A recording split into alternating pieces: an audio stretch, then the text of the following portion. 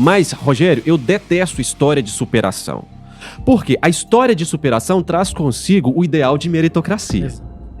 O referencial, não. O referencial, a pessoa que olha pra mim, ela pensa assim, olha, a verdade, então, não tô lascado. O meu povo não tá tão lascado assim, no sentido de que não existe uma maldição inata ao meu povo pra ficar habitando só em periferias ou em presídios. Não, olha, tem o bem que está ocupando uma posição de relevância na sociedade. Isso é representatividade. Fazer com que a autoestima dessa pessoa seja restaurada e ela entenda que pessoas negras não servem apenas para ocupar presídios e morros. Isso é representatividade. Exato. Mas eu não conto a minha história como história de superação, até porque a pessoa já fala assim, história de superação, sem nem saber minha história. Ela nem sabe se eu saí de uma posição abastada ou não. Se eu sou negro, superação. Né? Então, com certeza saiu de uma posição de miséria. Primeiro que eu já acho isso muito problemático. E depois que eu cheguei aonde cheguei, porque eu tive várias oportunidades que 90% dos meus semelhantes não têm. Eu não comecei assim, de repente, vem cá e vai fazer o trabalho da Ronda do Consumidor e vá para uma universidade pública estudar medicina. Não foi assim, meu amigo. Ó, uma porta abriu aqui, deixa eu aproveitar. Exato, não teve nada disso. Não teve nada disso. Com os meus 14 anos de idade, eu já era fluente em inglês. Isso já é uma raridade aqui no Brasil. Exato. Porque eu tenho 35 anos, então nós estamos falando de coisa de 20 anos.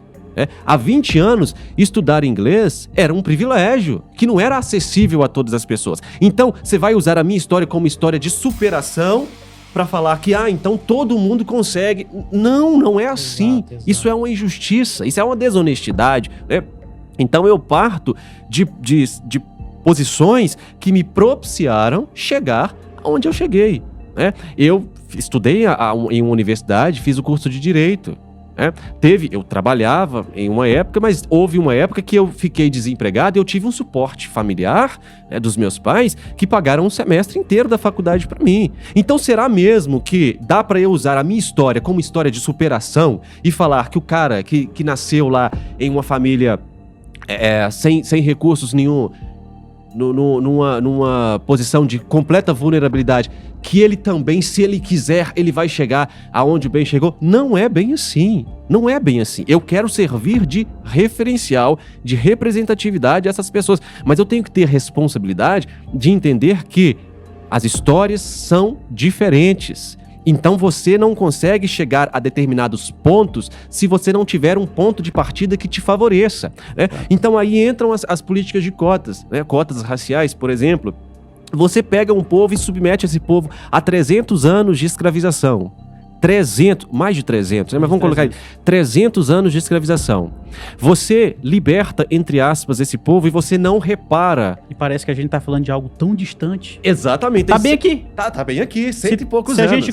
Nós temos mais tempo de escravização do nosso povo do que de liberdade. Exato.